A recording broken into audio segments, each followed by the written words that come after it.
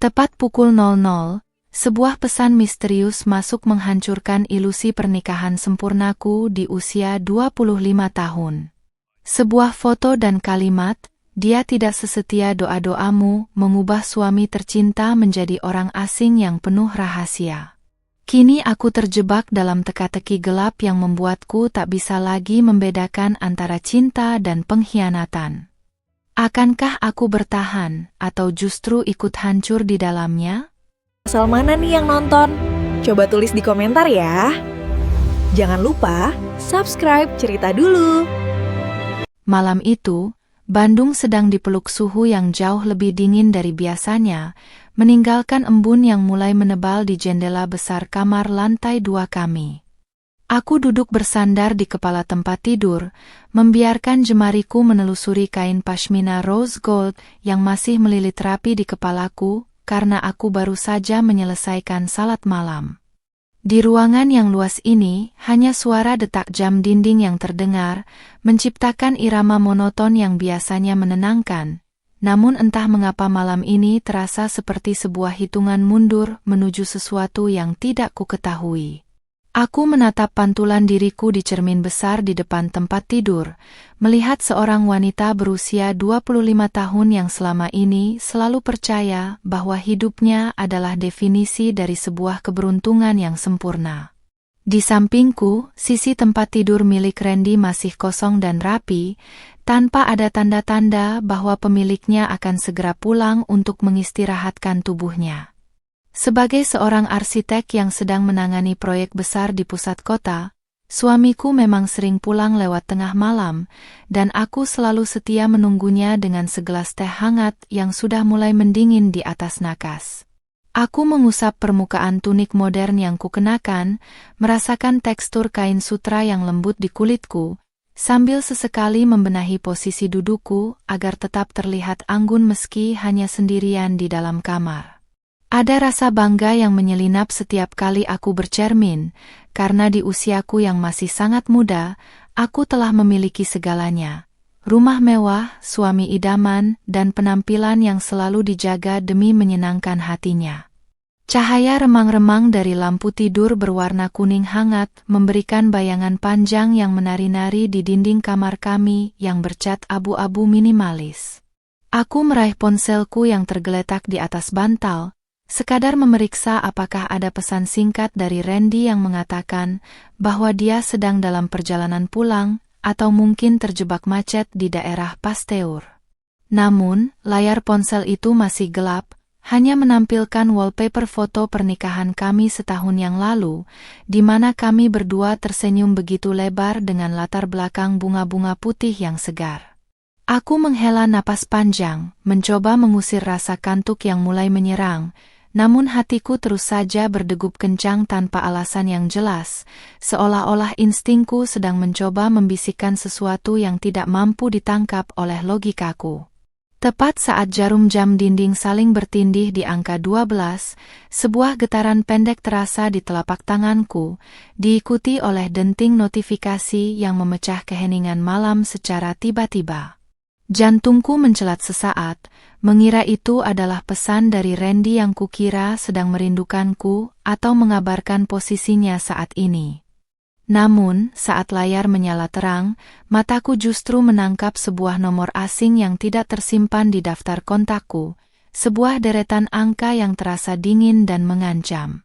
Tidak ada nama profil, tidak ada foto yang jelas, hanya sebuah pemberitahuan pesan baru yang masuk tepat pada pukul 00, seolah-olah pengirimnya memang sengaja menunggu pergantian hari untuk memulai sesuatu yang gelap.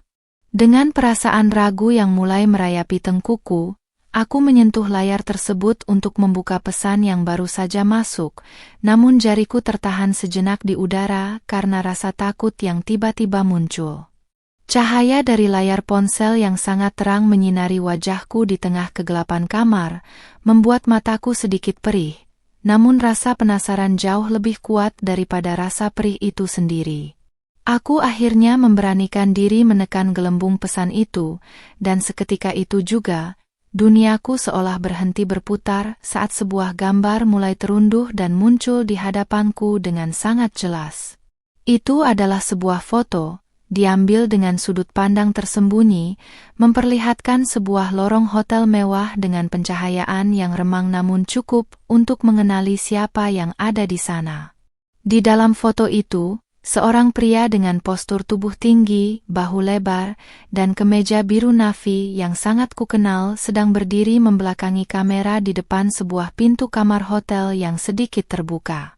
Meskipun wajahnya tidak terlihat sepenuhnya, aku bisa mengenali setiap inci dari pria itu.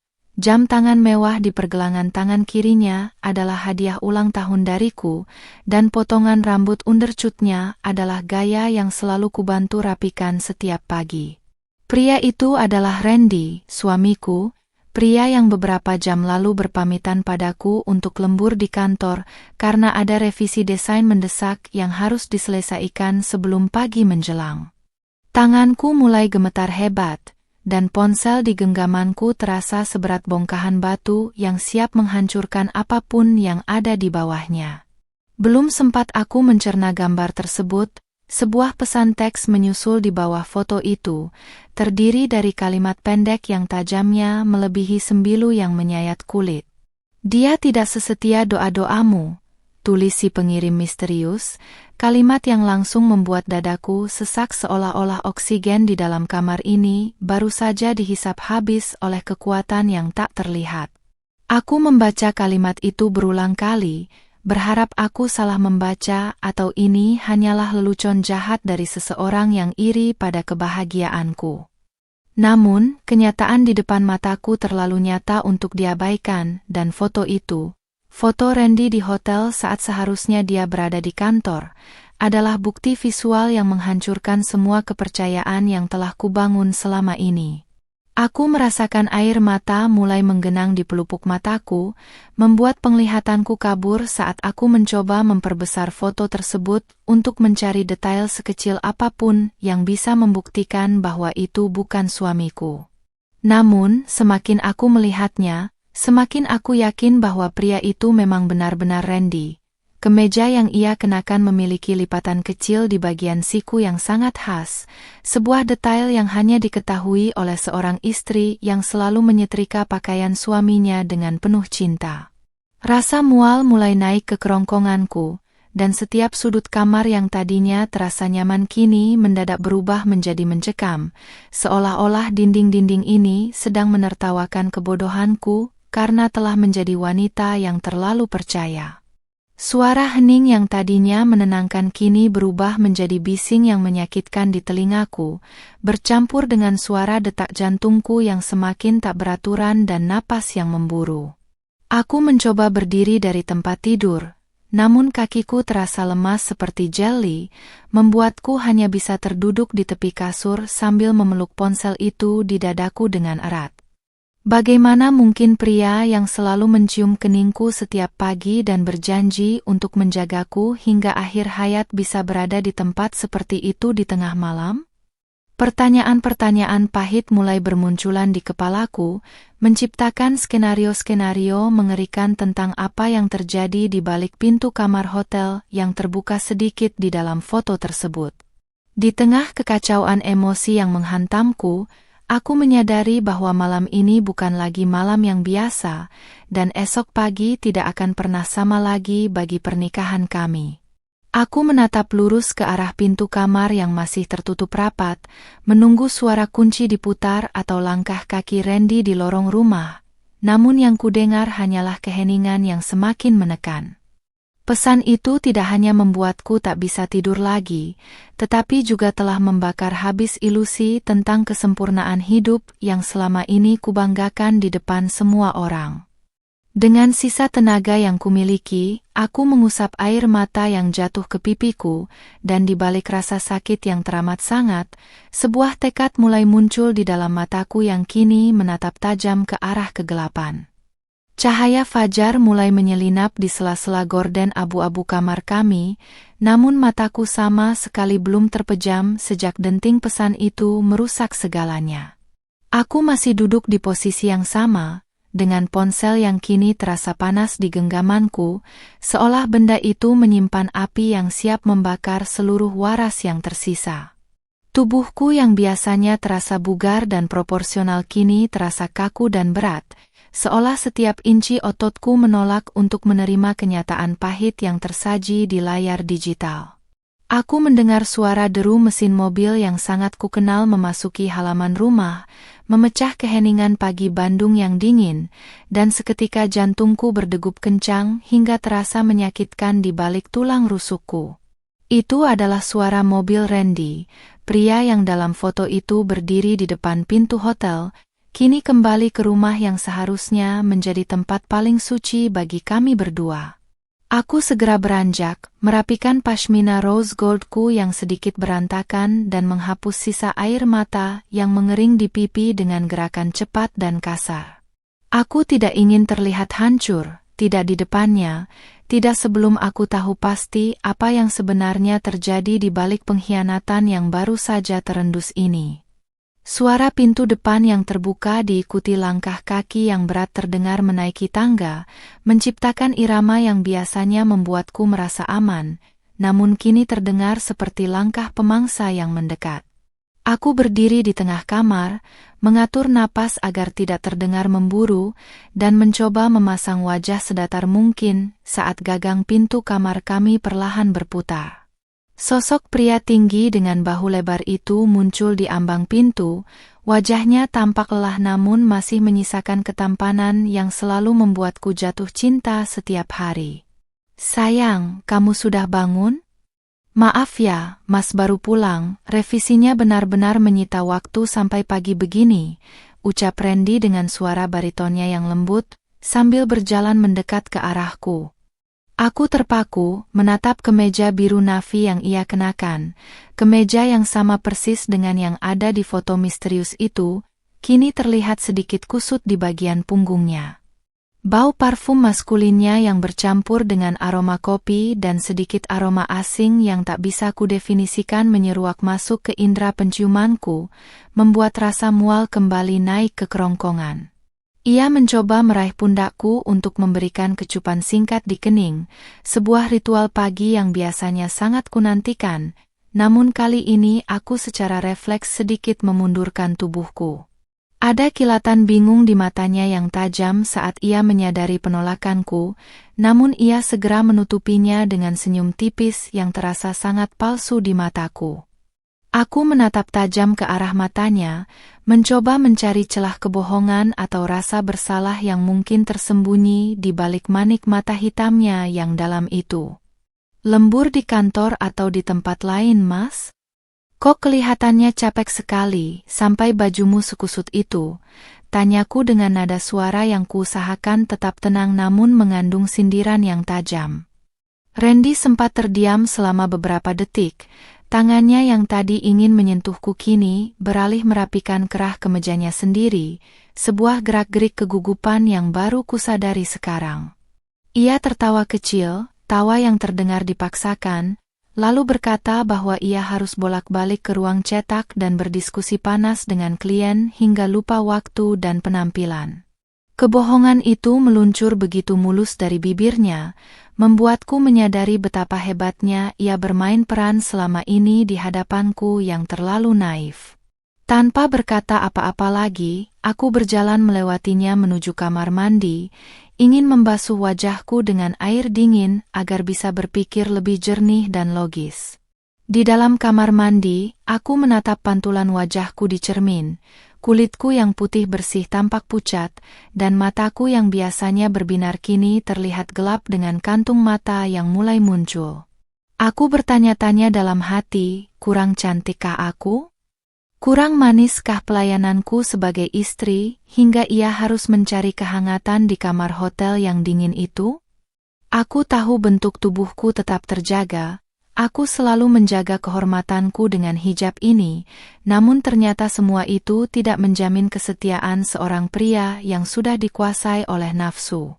Aku mengguyur wajahku berkali-kali, mencoba menghanyutkan rasa sakit yang berdenyut di dalam dada, namun bayangan foto itu tetap melekat kuat seperti tato di ingatanku.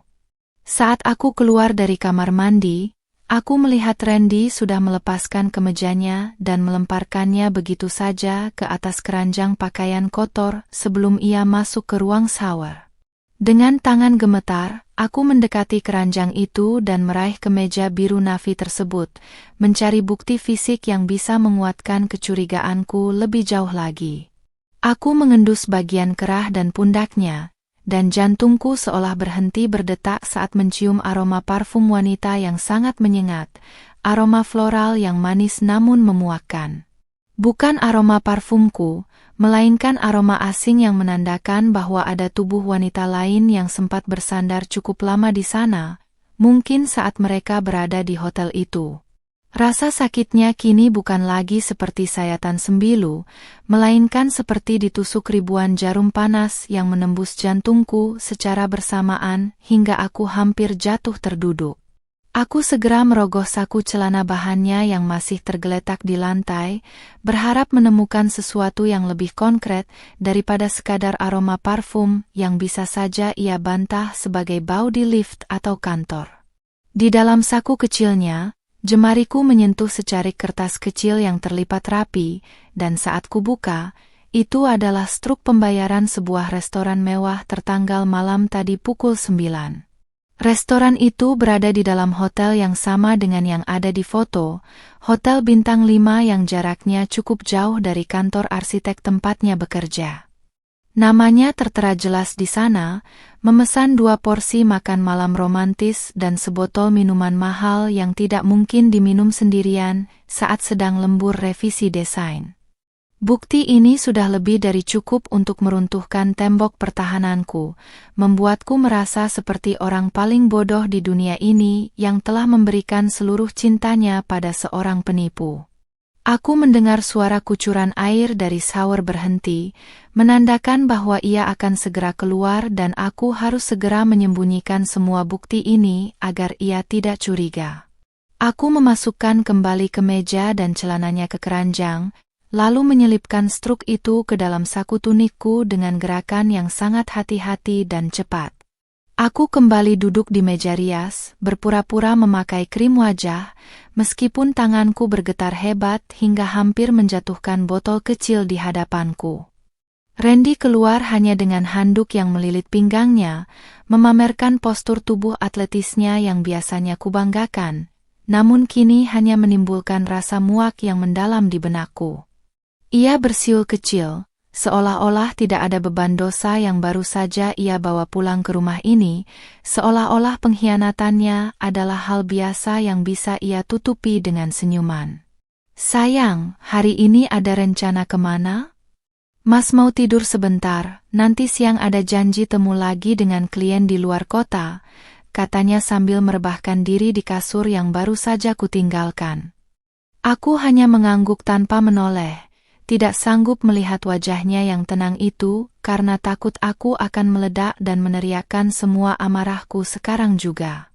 Aku tahu aku harus bermain cantik, aku tidak boleh gegabah melabraknya tanpa persiapan yang matang, karena aku ingin ia merasakan kehancuran yang sama, atau bahkan lebih parah. Aku harus mencari tahu siapa wanita itu, siapa pengirim pesan misterius itu, dan apa tujuan mereka sebenarnya menghancurkan pernikahanku yang tampak sempurna ini.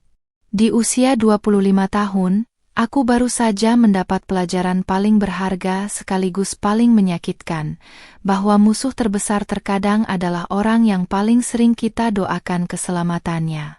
Aku bangkit dari kursi meja rias, mengambil tas kecilku, dan memutuskan untuk keluar rumah mencari udara segar sekaligus memulai penyelidikanku sendiri tanpa sepengetahuannya. Saat aku berjalan menuju pintu kamar, aku sempat menoleh sekali lagi ke arah Randy yang sudah mulai terlelap dengan sangat damai, seolah tanpa beban. Aku tersenyum pahit, sebuah senyum yang kini dipenuhi dengan rencana dan keberanian yang baru saja lahir dari rasa sakit yang teramat sangat. Tidurlah yang nyenyak, Mas.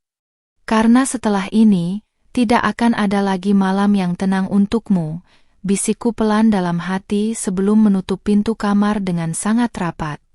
Langkah kakiku menuruni tangga terasa lebih mantap, dan di balik hijabku, mataku kini memancarkan tekad untuk mengungkap setiap rahasia gelap yang selama ini ia sembunyikan dariku di balik topeng kesempurnaannya. Aku melajukan mobilku membelah kemacetan pagi Bandung yang mulai padat, namun pikiranku sama sekali tidak tertuju pada jalanan di depanku. Jemariku mencengkeram kemudi dengan sangat erat hingga buku-bukuku memutih, sementara struk hotel di dalam saku tunikku terasa seperti bara api yang terus membakar pahaku.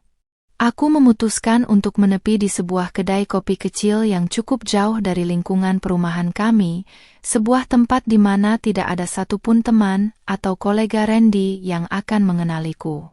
Di sudut ruangan yang remang, aku duduk dengan segelas americano dingin yang tak kusentuh, sementara mataku terpaku pada layar ponsel, menatap nomor asing yang mengirimkan pesan tengah malam itu. Aku merasa seperti seorang detektif yang sedang mengumpulkan kepingan puzzle dari reruntuhan hidupku sendiri, mencoba mencari celah untuk masuk ke dalam rahasia gelap suamiku. Dengan tangan yang masih sedikit gemetar, aku mencoba melakukan hal yang paling mendasar. Mencari tahu identitas pemilik nomor tersebut melalui aplikasi pelacak kontak yang populer. Jantungku berdegup kencang saat aplikasi itu mulai memproses data, menampilkan lingkaran berputar yang terasa seperti keabadian bagi jiwaku yang sedang merana. Saat hasilnya muncul, napas seolah tertahan di tenggorokan karena nama yang muncul di sana bukanlah nama seorang wanita, melainkan sebuah inisial singkat, D. Di bawahnya, terdapat beberapa tag yang ditambahkan oleh pengguna lain seperti interior designer, project manager, dan yang paling menyayat hati adalah Dania arsitek. Nama itu terasa asing sekaligus familiar, mengingatkanku pada beberapa percakapan Randy tentang rekan kerja baru yang katanya sangat kompeten dalam menangani detail teknis proyek. Aku segera beralih ke aplikasi media sosial, mengetikkan nama itu dengan penuh rasa penasaran yang bercampur dengan rasa mual yang belum juga hilang. Tak butuh waktu lama untuk menemukan profilnya, sebuah akun dengan ribuan pengikut yang menampilkan estetika hidup mewah dan profesionalisme yang tinggi.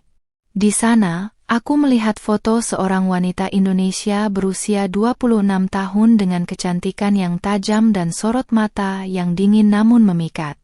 Rambut hitamnya yang panjang digerai lurus, sangat kontras dengan penampilanku yang selalu tertutup hijab, dan ia sering mengenakan pakaian yang menonjolkan lekuk tubuhnya dengan sangat berani. Aku menelusuri setiap unggahannya, mencari satu saja benang merah yang bisa menghubungkannya dengan Randy lebih dari sekadar urusan pekerjaan kantor yang membosankan. Pencarianku membuahkan hasil saat aku menemukan sebuah foto yang diunggah 2 minggu lalu, memperlihatkan sebuah maket bangunan besar dengan keterangan kolaborasi hebat untuk proyek impian. Di sudut foto itu, terlihat sebuah tangan pria yang sedang menunjuk ke arah maket, dan aku bisa mengenali jam tangan mewah itu, jam yang sama dengan yang dikenakan Randy di foto hotel semalam.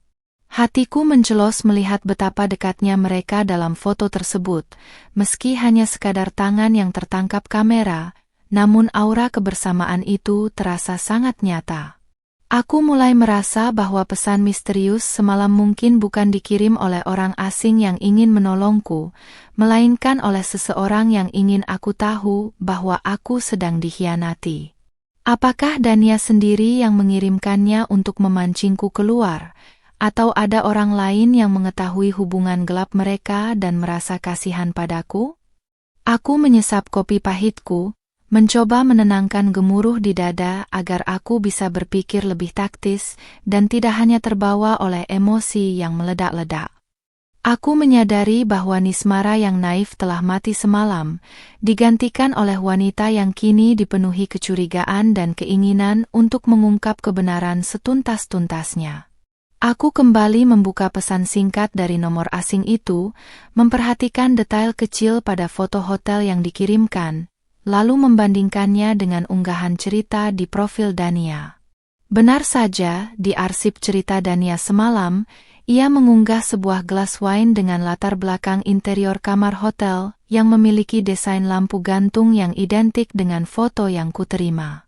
Bukti-bukti ini mulai bertumpuk, membentuk sebuah narasi pengkhianatan yang begitu rapi disusun di belakang punggungku selama berbulan-bulan tanpa kusadari. Rasa sakit itu kini berganti menjadi amarah yang dingin, sebuah kemarahan yang membuatku ingin segera pulang dan melemparkan semua bukti ini ke wajah Randy yang sedang tidur pulas. Namun, aku tahu itu adalah langkah yang bodoh. Pria seperti Randy pasti punya 1001 alasan untuk mengelak jika aku tidak memiliki bukti yang tak terbantahkan. Aku harus mendapatkan akses ke ponselnya atau setidaknya laptop kerjanya yang selalu ia kunci dengan sandi yang sangat rumit dan rahasia. Selama setahun pernikahan kami, aku tidak pernah sekalipun mencoba melanggar privasinya, karena aku sangat menjunjung tinggi kepercayaan dan komitmen yang kami ucapkan di depan penghulu. Ternyata, privasi yang kuberikan justru ia gunakan sebagai tameng untuk membangun dunia lain di mana aku tidak pernah ada di dalamnya sebagai seorang istri. Aku bersandar di kursi kayu kedai kopi, memejamkan mata sejenak sambil mengusap permukaan hijabku, mencoba mencari kekuatan dari setiap doa yang pernah kupanjatkan untuk kebahagiaan kami. Ironis sekali, setiap malam aku mendoakan keselamatannya dan kelancaran rezekinya, sementara ia mungkin sedang menertawakan ketulusanku di dalam pelukan wanita lain. Aku merasa kecantikanku yang selalu kujaga, tubuh ideal yang selalu kuusahakan agar tetap menarik di matanya, seolah tidak memiliki arti apapun di hadapan godaan baru yang lebih menantang. Apakah ia bosan dengan kesantunanku? Apakah ia merasa jenuh dengan rutinitas rumah tangga kami yang damai dan tanpa konflik selama ini? Pikiran-pikiran negatif itu mulai merusak kepercayaan diriku, namun aku segera menepisnya karena aku tahu pengkhianatan ini bukan salahku, melainkan pilihannya. Aku memutuskan untuk kembali ke rumah sebelum Randy bangun dan menyadari keberangkatanku yang mendadak tanpa pamit pagi ini. Di sepanjang perjalanan pulang, aku menyusun rencana untuk mencari tahu lebih banyak tentang Dania dan bagaimana sebenarnya hubungan mereka bermula di kantor. Aku harus tahu apakah ini hanya sekadar perselingkuhan fisik sesaat ataukah sebuah hubungan emosional yang sudah jauh lebih dalam dari yang bisa kubayangkan. Jika benar mereka terlibat dalam proyek yang sama, maka aku harus mencari cara untuk hadir di lingkungan kerjanya tanpa terlihat mencurigakan bagi mereka berdua. Aku akan menjadi bayangan yang terus mengikuti setiap langkah mereka, menunggu saat yang tepat untuk menjatuhkan bom yang akan menghancurkan sandiwara yang mereka mainkan dengan sangat rapi ini. Sesampainya di depan rumah mewah kami, aku melihat mobil Randy masih terparkir di posisinya, menandakan bahwa ia masih berada di dalam, mungkin masih terlelap dalam mimpi indah hasil pengkhianatannya. Aku memarkirkan mobilku dengan tenang, menarik napas dalam-dalam untuk mengatur ekspresi wajahku agar tetap terlihat seperti Nismara yang biasa, yang manis dan penurut. Aku berjalan memasuki rumah, melewati ruang tamu yang luas dan sunyi, menuju dapur untuk membuatkan sarapan yang biasanya ia sukai sebagai bagian dari peranku saat ini. Tanganku mulai bergerak lincah memotong sayuran dan menyiapkan bumbu, namun pikiranku tetap tertuju pada struk hotel dan foto-foto digital yang tersimpan di ponselku sebagai senjata rahasia. Aku akan memberinya sarapan terakhir yang penuh dengan kepura-puraan, sebelum aku perlahan mulai menarik benang-benang yang menopang hidupnya yang penuh dusta. Suara langkah kaki Randy terdengar menuruni tangga, dan aku bisa merasakan kehadirannya di pintu dapur bahkan sebelum ia mengucapkan sepatah kata pun untuk menyapaku. Aku membalikkan badan dengan senyum manis yang dipaksakan, sebuah senyum yang kini menjadi topeng terkuatku untuk menghadapi pengkhianat di depan mataku ini. Sudah bangun, Mas? Ini aku buatkan nasi goreng kesukaanmu, biar staminamu terjaga untuk janji temu dengan klien nanti siang, kataku dengan nada suara yang sangat lembut, hampir tidak masuk akal. Ia membalas senyumku dengan tatapan yang seolah-olah masih mencintaiku sepenuhnya, tanpa tahu bahwa aku sudah tahu segalanya tentang apa yang ia lakukan semalam. Di balik hijabku, aku bersumpah bahwa aku tidak akan membiarkan tidurku terganggu lagi karena pesannya, melainkan dialah yang akan kehilangan tidurnya karena aku. Suasana sarapan pagi itu terasa begitu mencekam bagiku, meski Randy tampak sangat menikmati nasi goreng buatanku, seolah tidak ada beban dosa yang ia pikul. Aku duduk di hadapannya, menyesap teh hangat pelan-pelan sambil memperhatikan setiap gerak-gerik kecilnya, mulai dari caranya memegang sendok hingga bagaimana ia sesekali melirik jam tangan mewahnya. Wajahnya yang tampan dengan rahang tegas itu kini terlihat seperti topeng yang sangat mengerikan di mataku, menyembunyikan sisi gelap yang baru saja kulihat lewat layar ponsel semalam. Aku berusaha tetap tenang, menjaga agar tanganku tidak gemetar saat menyodorkan kerupuk ke piringnya, sembari menyusun kata-kata yang tidak akan memancing kecurigaannya, namun bisa memberiku celah informasi. Di usia 25 tahun, aku baru menyadari bahwa akting terbaik terkadang harus dilakukan di depan orang yang paling kita cintai. Mas, desain proyek barumu itu, bukannya kamu bilang kolaborasi dengan desainer interior juga ya? Bagaimana progresnya? Tanyaku dengan nada seramah mungkin, seolah-olah itu hanya pertanyaan basa-basi seorang istri yang peduli pada karir suaminya. Randy menghentikan kunyahannya sejenak, matanya sedikit menyipit seolah sedang mengingat-ingat atau mungkin sedang menyusun kebohongan baru yang lebih rapi. Ia lalu tersenyum, tipe senyum yang dulu selalu membuat hatiku meleleh, namun kini hanya menimbulkan rasa mual yang tertahan di kerongkongan. Oh, itu, iya, ada Dania, dia memang ahli di bagian teknis interior. Kami cukup intens berdiskusi belakangan ini karena tenggat waktunya sangat ketat, sayang, jawabnya dengan nada yang terlalu tenang untuk ukuran orang yang baru saja selingkuh. Dania? Namanya bagus ya, Mas. Pasti orangnya hebat sampai kamu sering lembur akhir-akhir ini, lanjutku sambil menopang dagu, menatapnya dengan binar mata yang kupaksakan terlihat polos. Aku bisa melihat jakunnya bergerak naik turun, tanda bahwa ia sedikit tidak nyaman dengan arah pembicaraanku, meski ia berusaha keras untuk tetap terlihat rileks di depan meja makan. Ia mengangguk pelan, lalu segera mengalihkan pembicaraan mengenai rencana renovasi taman belakang rumah kami yang sudah lama tertunda, sebuah taktik pengalihan isu yang sangat klasik. Aku hanya mengiyakan ucapannya. Namun di dalam hati, aku mencatat nama Dania semakin dalam sebagai target utama yang harus kutemui secara langsung untuk mengonfirmasi kebenaran foto itu. Setelah selesai sarapan, Randy pamit untuk mandi lagi dan bersiap-siap pergi ke kantor, meninggalkan ponsel dan tas kerjanya di atas meja makan selama beberapa menit. Ini adalah kesempatan yang sangat langka, karena biasanya ia selalu membawa ponselnya bahkan sampai ke dalam kamar mandi, sekalipun dengan alasan panggilan darurat dari klien. Jantungku berdegup kencang, seolah ingin melompat keluar dari dadaku saat aku meraih tas kulit coklat miliknya yang tergeletak pasrah di atas kursi kayu.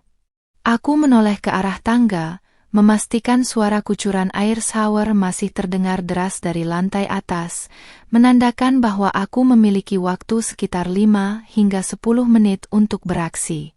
Dengan tangan yang berkeringat, aku membuka resleting tasnya secara perlahan, berusaha tidak menimbulkan suara sekecil apapun yang bisa merusak rencana nekatku ini. Di dalam tasnya, aku menemukan beberapa dokumen teknis, penggaris arsitek, dan sebuah laptop tipis yang selalu ia bawa kemana-mana seperti nyawanya sendiri. Namun, bukan itu yang kucari. Aku mencari buku agenda kecil atau mungkin benda-benda pribadi lainnya yang bisa memberiku petunjuk lebih nyata tentang hubungannya dengan Dania. Di saku bagian dalam tas, jemariku menyentuh sebuah kotak kecil berbahan beludru hitam yang terasa sangat asing, karena aku merasa tidak pernah membelinya atau menerima hadiah seperti itu.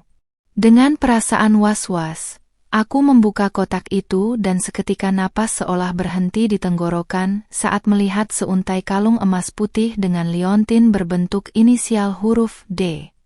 Kalung itu tampak sangat mewah dan mahal, jelas bukan sesuatu yang dibeli untukku karena inisial namaku adalah N, dan hari ulang tahunku pun masih beberapa bulan lagi. Rasa panas menjalar dari dadaku hingga ke wajah, membuat pandanganku sedikit mengabur karena amarah yang memuncak saat menyadari bahwa suamiku sudah melangkah sejauh ini. Kalung ini adalah bukti fisik yang jauh lebih menyakitkan daripada foto buram semalam, sebuah komitmen material yang ia berikan pada wanita lain menggunakan uang yang seharusnya menjadi hak masa depan kami. Aku segera menutup kotak itu kembali dan memasukkannya ke posisi semula, berusaha menetralkan emosiku agar tidak meledak saat ia turun nanti dengan wajah tanpa dosanya. Aku menarik napas dalam-dalam, mencoba menenangkan diri sambil menutup resleting tas kerjanya dengan sangat hati-hati agar posisinya tidak berubah sedikit pun dari sebelumnya. Nismara yang lemah lembut kini benar-benar telah terkubur, digantikan oleh wanita yang siap membalas setiap tetes air mata yang jatuh pagi ini. Aku kembali duduk di kursi, mencoba mengatur raut wajahku agar tetap terlihat seperti istri yang penurut saat Randy turun dari tangga dengan aroma sabun yang segar dan pakaian yang sudah rapi. Ia meraih tas kerjanya, memberikan kecupan di keningku yang kini terasa seperti sengatan listrik yang menyakitkan, lalu berpamitan untuk pergi menemui klien di luar kota. Aku hanya tersenyum tipis dan melambaikan tangan di depan pintu, menatap mobilnya yang perlahan menghilang dari pandangan di ujung jalan perumahan yang asri ini.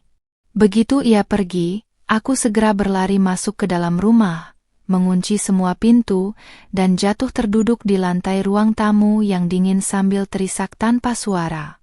Ternyata rumah ini bukan lagi tempat perlindunganku, melainkan sebuah museum yang menyimpan ribuan kebohongan yang selama ini kusandarkan pada janji-janji manisnya yang palsu. Aku tidak boleh menyerah sekarang, aku harus bergerak lebih cepat sebelum kalung itu berpindah ke leher Dania dan jejaknya menghilang di telan waktu. Aku teringat bahwa Randy memiliki sebuah ruang kerja kecil di sudut lantai bawah yang jarang sekali boleh kumasuki dengan alasan banyak dokumen penting yang takut berantakan.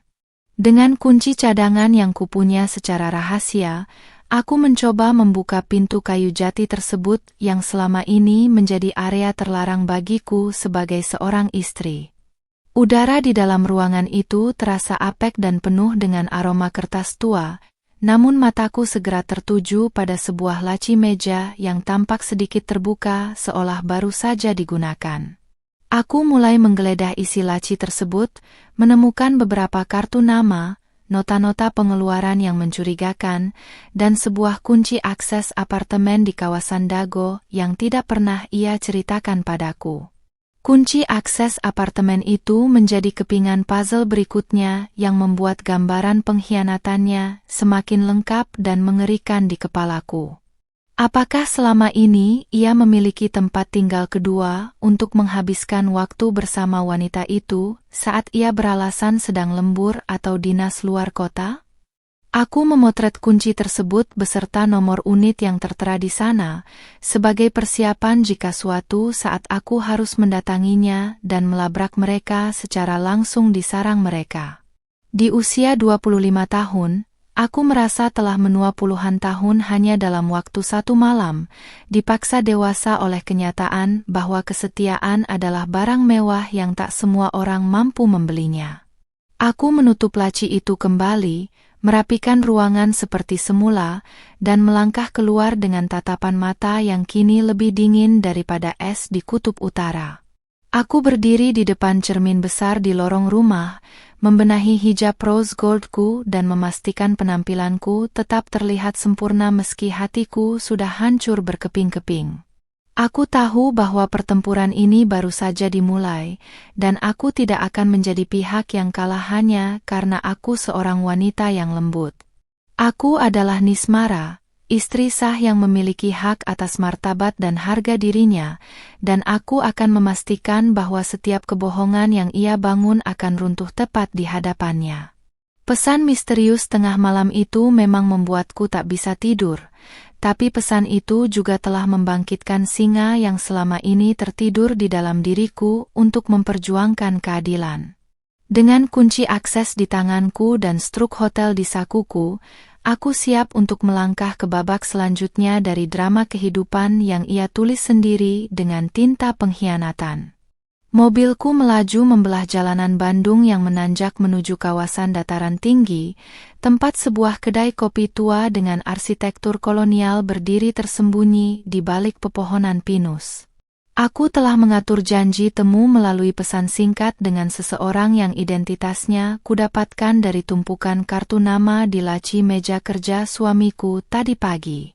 Seseorang ini adalah mantan asisten pribadi Randy yang tiba-tiba mengundurkan diri 3 bulan lalu tanpa alasan yang jelas bagi pihak keluarga. Aku merasa ada sesuatu yang janggal dari kepergiannya yang mendadak, dan firasatku mengatakan bahwa pria bernama Panji ini menyimpan potongan kunci dari rahasia gelap yang sedang kususun. Mengenakan hijab pashmina rose gold dan tunik yang tetap membuatku terlihat elegan namun bersahaja, aku melangkah masuk ke dalam kedai yang beraroma kayu manis dan kopi panggang. Di sudut ruangan yang paling remang, seorang pria muda dengan kacamata berbingkai hitam tampak gelisah, terus-menerus mengaduk kopi susunya yang sudah hampir habis. Saat matanya bertemu dengan tatapanku, ia tampak terkejut sekaligus segan, seolah melihat hantu dari masa lalu yang ingin ia lupakan selamanya.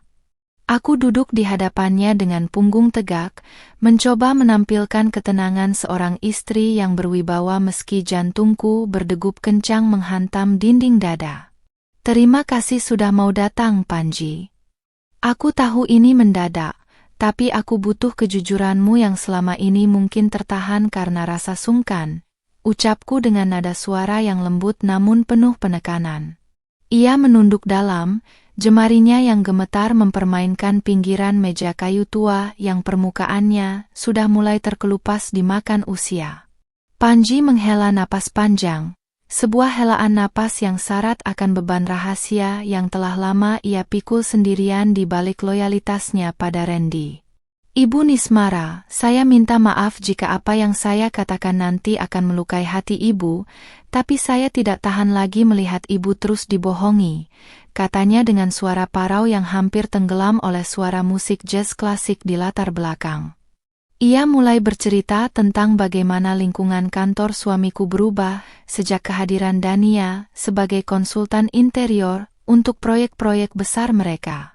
Menurutnya, hubungan itu bermula dari lembur-lembur yang dipaksakan dan perjalanan dinas yang sebenarnya tidak perlu, namun selalu diatur sedemikian rupa agar mereka bisa menghabiskan waktu berdua. Aku mendengarkan setiap kalimatnya dengan saksama, merasakan setiap kata itu seperti tetesan cuka yang disiramkan di atas luka yang masih terbuka lebar. Puncaknya adalah saat Bapak meminta saya untuk memesan sebuah unit apartemen di kawasan Dago atas nama perusahaan, namun kuncinya selalu dibawa oleh beliau sendiri. Lanjut Panji, membuatku teringat pada kunci akses yang kutemukan di laci meja kerja tadi. Ia juga menceritakan bagaimana Dania seringkali datang ke kantor dengan perhiasan baru yang harganya tidak masuk akal untuk ukuran seorang konsultan muda. Aku mengepalkan tanganku di bawah meja, membayangkan kalung emas putih berinisial D yang kulihat di tas Randy tadi pagi kini mungkin sudah ada di tangan wanita itu. Penjelasan Panji mengonfirmasi semua kecurigaanku. Ini bukan sekadar hilaf satu malam di hotel, melainkan sebuah pengkhianatan terencana yang didanai oleh keringat dan air mata pernikahan kami. Panji kemudian merogoh tasnya dan mengeluarkan sebuah amplop coklat kecil yang tampak kusam, lalu menyodorkannya padaku dengan gerakan yang sangat hati-hati dan ragu. Ini adalah salinan beberapa mutasi rekening perusahaan yang sempat saya simpan sebelum saya keluar karena tidak mau terlibat lebih jauh dalam penggelapan dana untuk urusan pribadi Bapak. bisiknya dengan nada penuh rahasia. Aku membuka amplop itu dan melihat deretan angka yang membuat mataku membelalak. Ada aliran dana tetap setiap bulan untuk pembayaran cicilan apartemen dan biaya gaya hidup mewah yang tidak pernah kutahu sebelumnya. Di usia 25 tahun, aku menyadari bahwa pengkhianatan ini tidak hanya melukai perasaanku sebagai istri, tetapi juga mengancam stabilitas finansial dan masa depan yang kami bangun bersama. Aku menatap Panji dengan rasa terima kasih yang mendalam, karena keberaniannya telah memberiku senjata yang lebih kuat dari sekadar foto buram atau struk hotel yang bisa dibantah. Kenapa kamu baru mengatakannya sekarang, Panji? Kenapa kamu membiarkan aku terlihat bodoh selama berbulan-bulan ini? Tanyaku dengan nada yang sedikit bergetar karena emosi yang tertahan.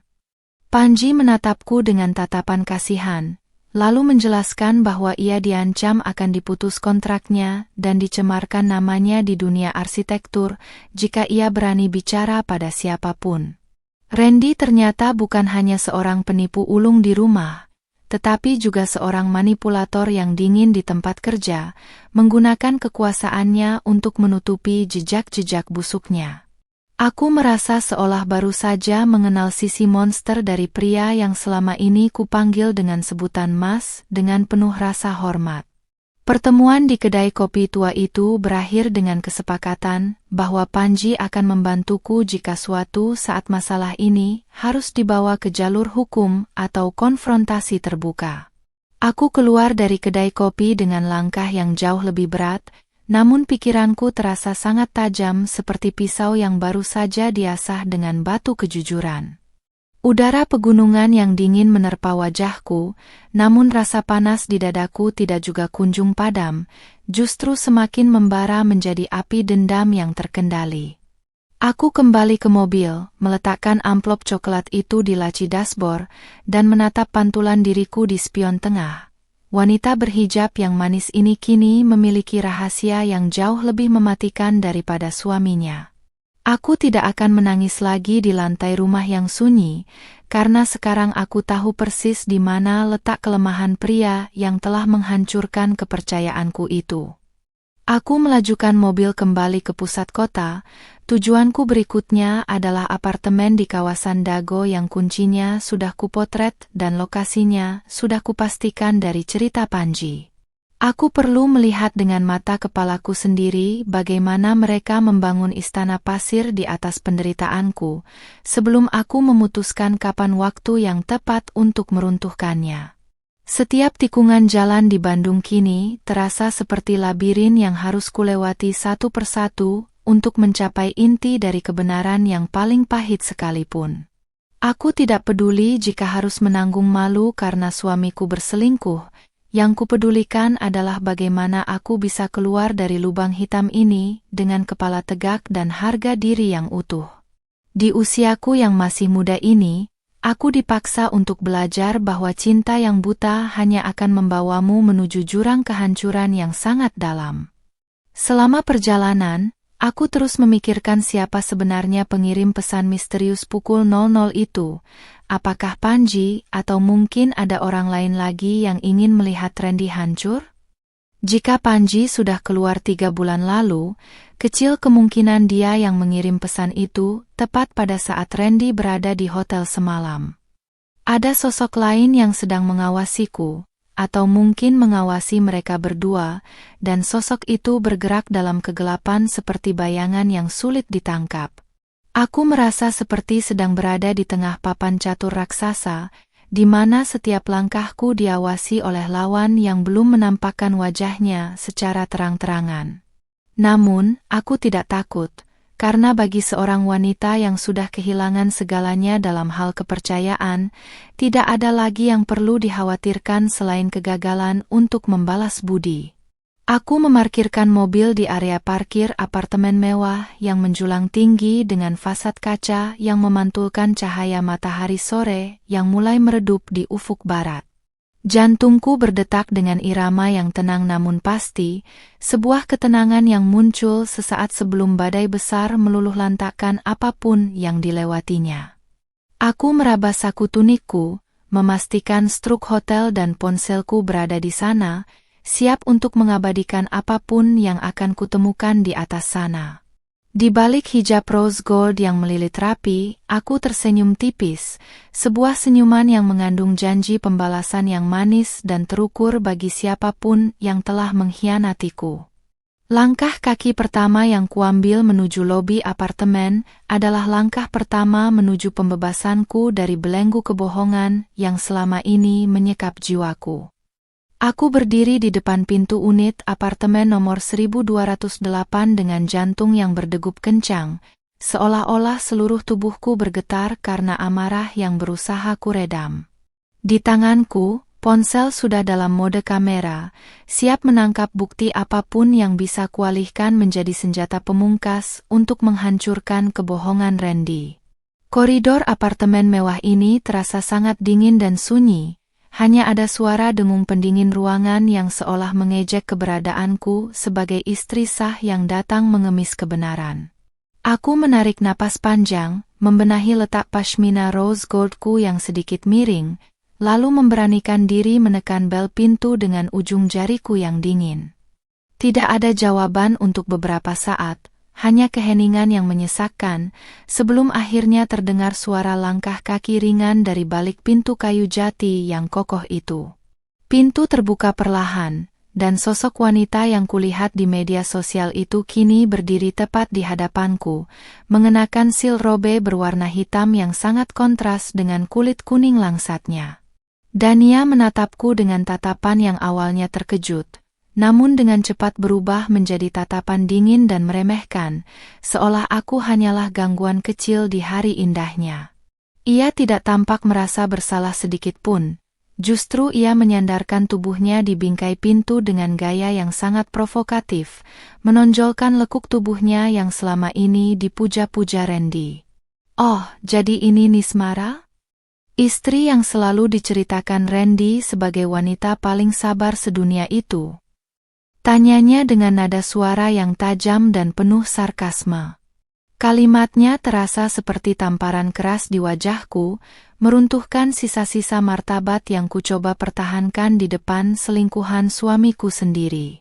Aku mencoba tetap tenang, menatap lurus ke arah matanya yang dipulas riasan bold, meski di dalam hati aku ingin sekali berteriak dan mencakar wajahnya yang cantik namun berbisa itu.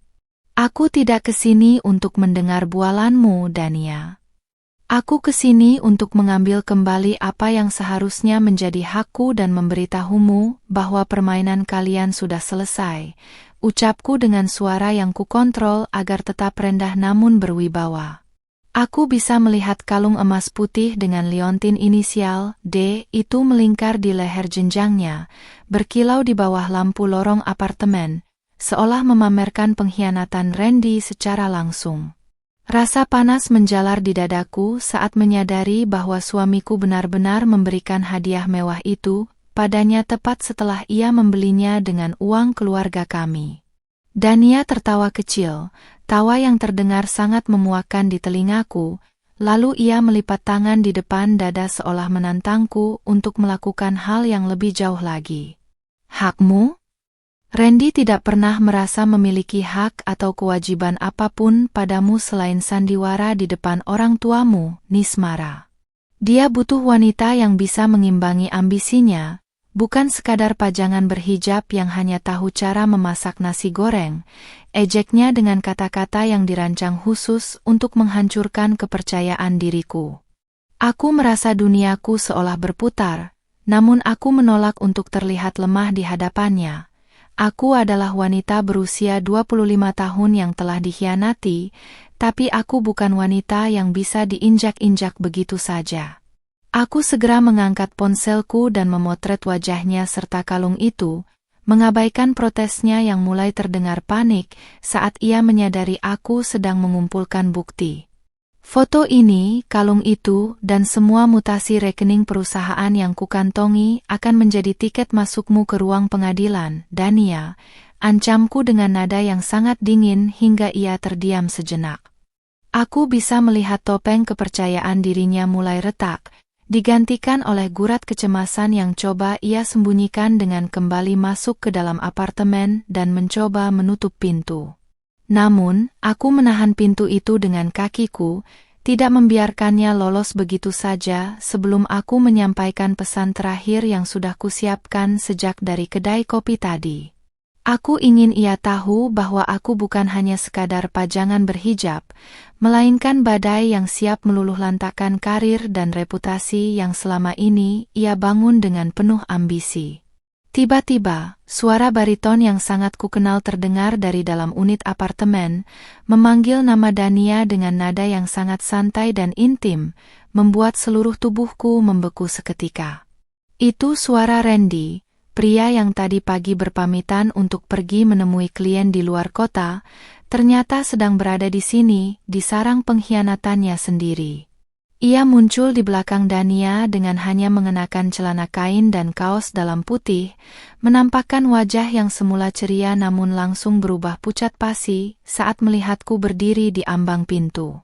Matanya membelalak, mulutnya sedikit terbuka karena terkejut yang luar biasa, seolah-olah ia baru saja melihat malaikat maut datang untuk menjemput nyawanya di tengah kemaksiatan.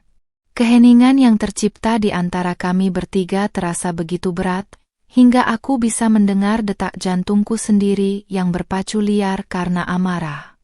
Nismara? Kamu kenapa bisa ada di sini? Mas bisa jelaskan semuanya, ini tidak seperti yang kamu lihat, ucap Randy terbata-bata, mencoba mendekatiku dengan tangan yang terulur seolah ingin merayu atau menenangkanku. Aku mundur satu langkah, menatapnya dengan rasa jijik yang tak lagi bisa kusembunyikan di balik senyum manis atau kepatuhan seorang istri yang penurut selama ini. Kebohongan yang ia ucapkan sekarang terdengar sangat menjijikkan, apalagi melihat penampilannya yang berantakan di rumah yang ia bangun untuk wanita lain. Berhenti memanggil namaku dengan mulut yang baru saja mencium wanita ini, Mas.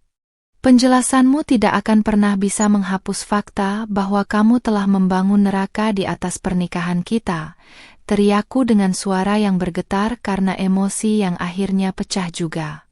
Randy mencoba memegang lenganku, namun aku menghempaskannya dengan kasar, membuat Dania di belakangnya hanya bisa terdiam melihat pertengkaran kami dengan wajah yang kini penuh ketakutan akan skandal yang mungkin terjadi.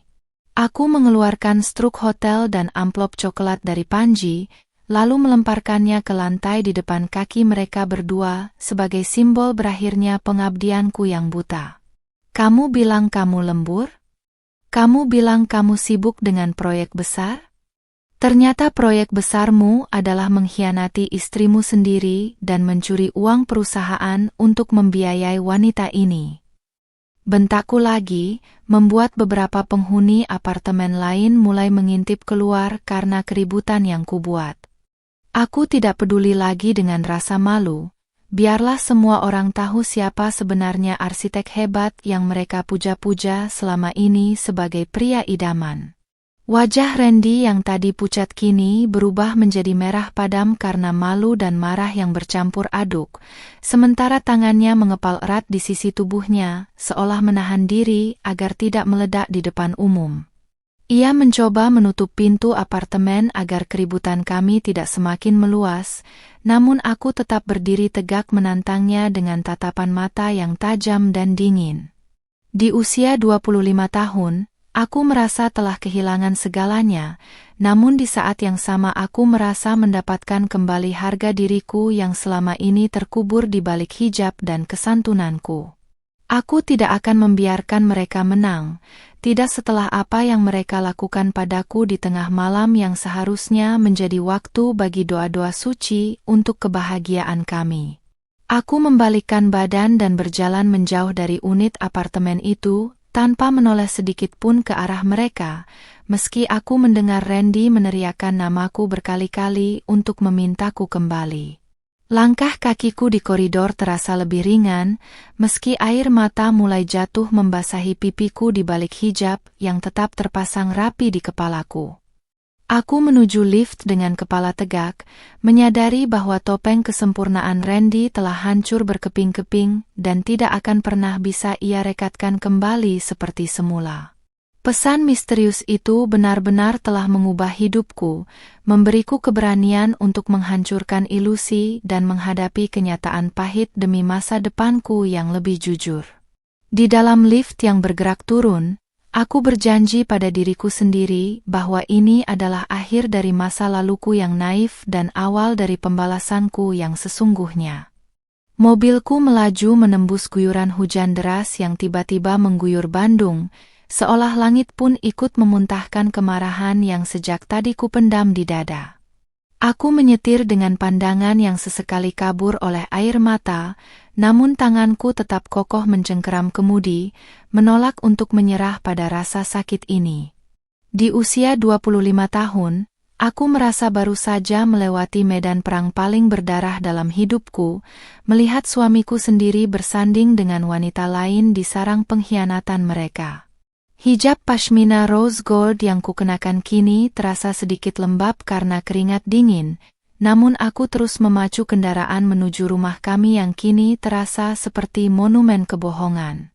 Aku butuh ruang untuk bernapas, untuk memetakan langkah hukum selanjutnya, dan untuk menjauh dari suara Randy yang terus-menerus mencoba menghubungi ponselku. Sesampainya di depan pagar rumah, aku melihat sebuah pemandangan yang tak biasa. Seorang kurir motor dengan jas hujan gelap tampak sedang meletakkan sebuah kotak karton berukuran sedang di atas pilar pagar.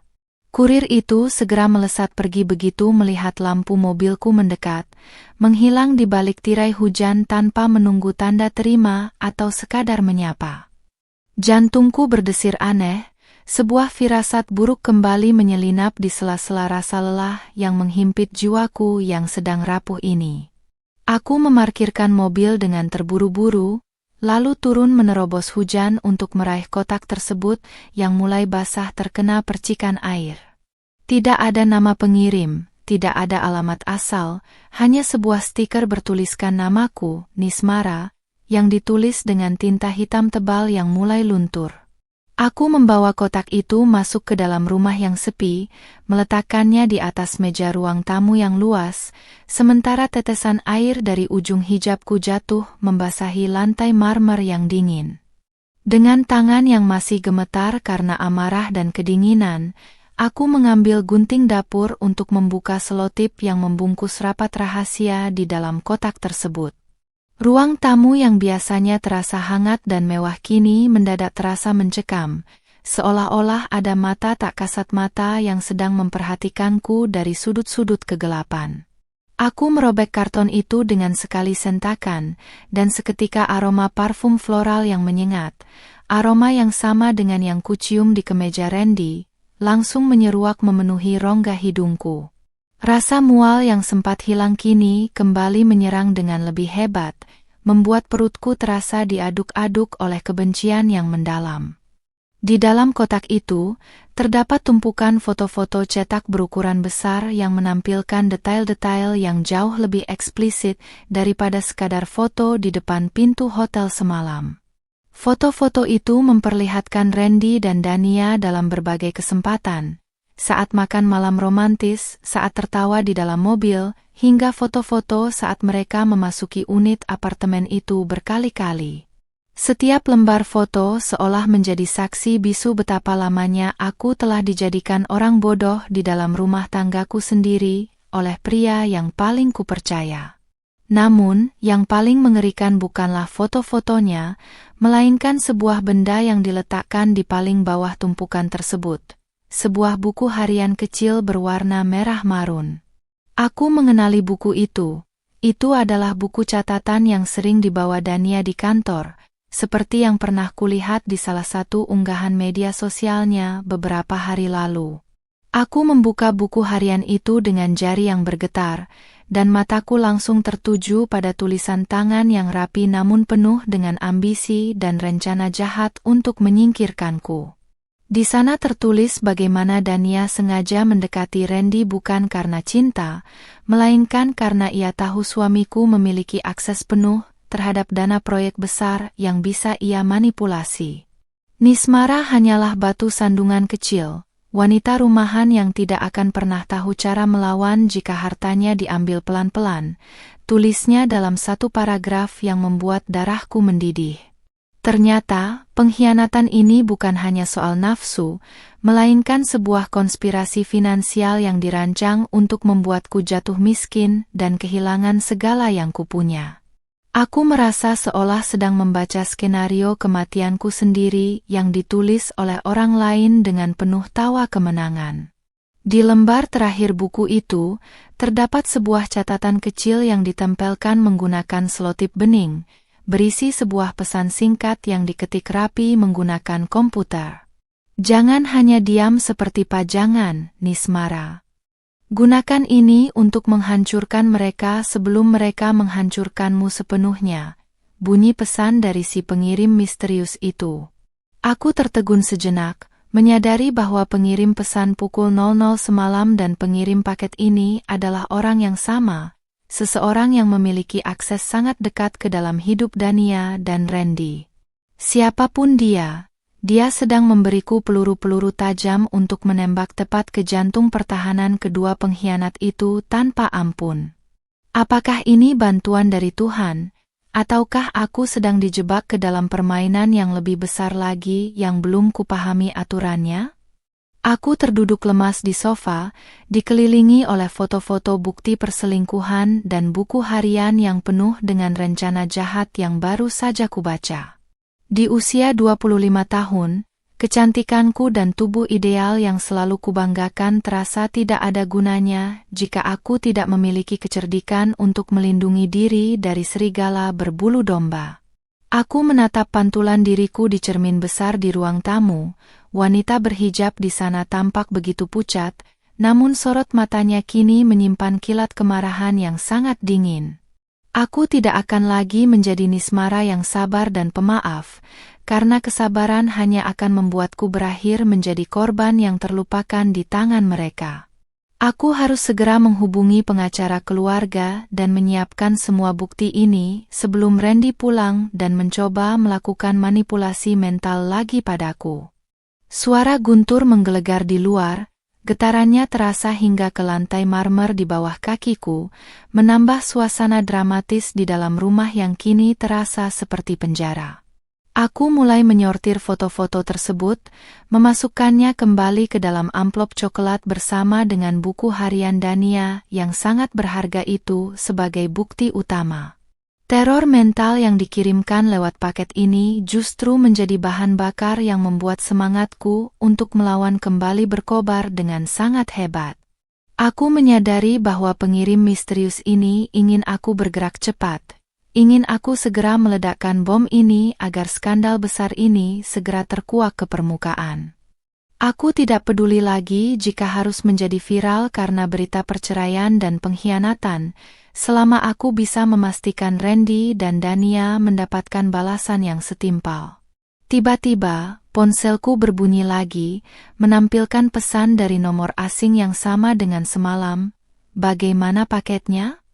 Cukup untuk membuatmu tidak tidur lagi, bukan? Aku segera membalas pesan itu dengan tangan yang kaku. Siapa kamu? Apa maumu dariku? Namun, pesan itu hanya berakhir dengan tanda centang 1, seolah nomor tersebut sudah tidak aktif lagi atau sengaja dibuang setelah menjalankan misinya. Misteri tentang si pengirim ini justru membuatku semakin waspada, karena aku tidak tahu apakah dia adalah kawan yang tulus atau lawan yang sedang mencari keuntungan dari kehancuranku.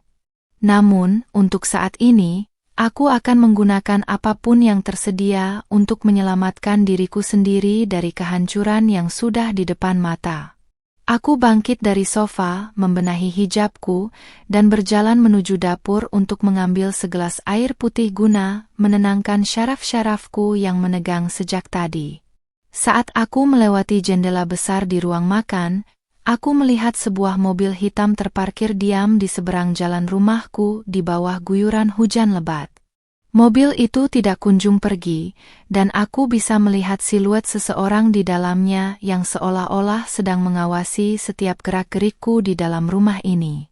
Rasa takut sempat menyelinap sesaat, namun aku segera menepisnya dengan menggenggam erat amplop berisi bukti-bukti itu di dadaku. Permainan ini baru saja naik ke level yang lebih berbahaya, dan aku, Nismara, akan memastikan bahwa aku adalah orang terakhir yang tetap berdiri tegak saat semuanya berakhir. Pagi harinya, Bandung masih menyisakan hawa lembab sisa hujan semalam, namun aku tidak lagi merasa kedinginan karena amarah telah membakar habis rasa takutku. Aku mengenakan gamis katun navy yang pas di badan, menonjolkan postur tubuhku yang tetap terjaga meski batin ini hancur, dipadukan dengan hijab voal berwarna nude yang membungkus wajahku dengan tegas. Di tas tanganku, terselip amplop coklat berisi foto-foto dari paket misterius dan buku harian Dania yang menjadi bukti konspirasi mereka. Aku melajukan mobil menuju hotel mewah yang ada di dalam foto pertama, tempat di mana pengkhianatan ini bermula dan di mana aku yakin akan menemukan kepingan kebenaran terakhir. Jantungku berdenyut seirama dengan deru mesin mobil, sebuah debaran yang kini tak lagi mengandung kecemasan, melainkan tekad bulat untuk mengakhiri segala kepalsuan. Sesampainya di lobi hotel yang megah dengan aroma melati yang menenangkan, aku melangkah dengan dagu terangkat, mencoba menampilkan kesan istri pejabat atau pengusaha yang sedang memiliki urusan penting.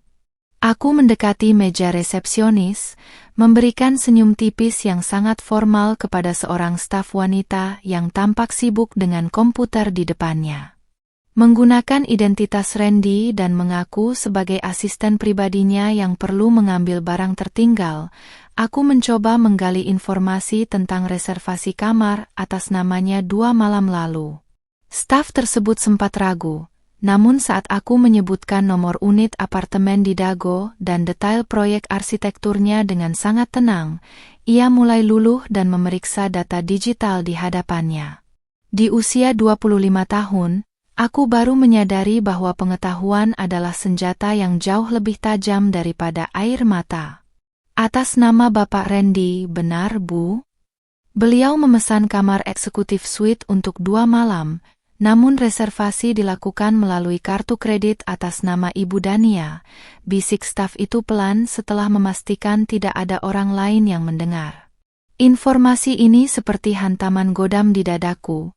Bukan Randy yang membayar, melainkan Dania, yang artinya mereka benar-benar telah menyatukan aset untuk menjatuhkanku. Fakta bahwa suamiku membiarkan wanita lain membayar kamar hotel mereka adalah penghinaan tertinggi bagi martabatku sebagai istri yang selama ini selalu menjaga kehormatan keluarganya. Aku meminta salinan bukti reservasi tersebut dengan alasan laporan pajak perusahaan, dan dengan sedikit tekanan diplomatis, staf itu akhirnya mencetakkannya untukku. Aku segera menuju lift, menekan angka lantai 12 sesuai dengan data yang kuterima, ingin melihat sendiri kamar yang menjadi saksi bisu kemaksiatan mereka. Koridor lantai 12 terasa sangat sunyi, dilapisi karpet tebal yang meredam suara langkah kakiku, menciptakan suasana yang sangat intimidatif bagi siapapun yang memiliki rahasia. Aku berdiri di depan pintu kamar 1205, kamar yang sama persis dengan latar belakang foto di pesan tengah malam itu, dan merasakan aura kegelapan yang sangat pekat di sana. Aku tidak memiliki kunci untuk masuk, namun aku tidak perlu masuk. Hanya dengan berdiri di depan pintu ini saja, aku sudah bisa membayangkan betapa teganya Randy menertawakanku di balik dinding ini.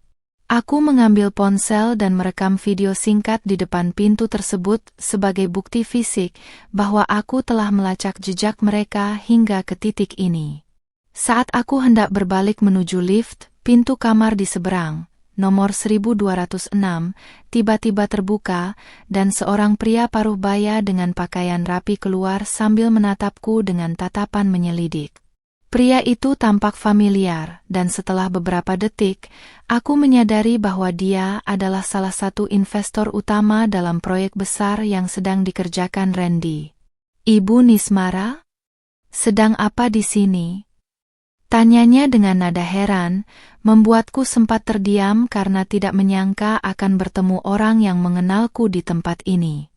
Aku segera mengatur ekspresi wajahku, memberikan senyum manis yang tenang, lalu menjawab bahwa aku sedang menunggu Randy yang katanya sedang ada pertemuan di lantai ini. Pria itu tampak mengernyitkan dahi, seolah tahu sesuatu yang tidak seharusnya ia katakan, namun kemudian ia hanya mengangguk sopan dan berlalu pergi.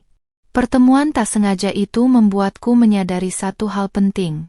Skandal ini bukan hanya akan menghancurkan pernikahanku, tapi juga reputasi Randy di mata para investor besar. Jika mereka tahu bahwa dana proyek digunakan untuk membiayai gaya hidup gelap sang arsitek dengan konsultan interiornya, maka karir Randy akan tamat seketika.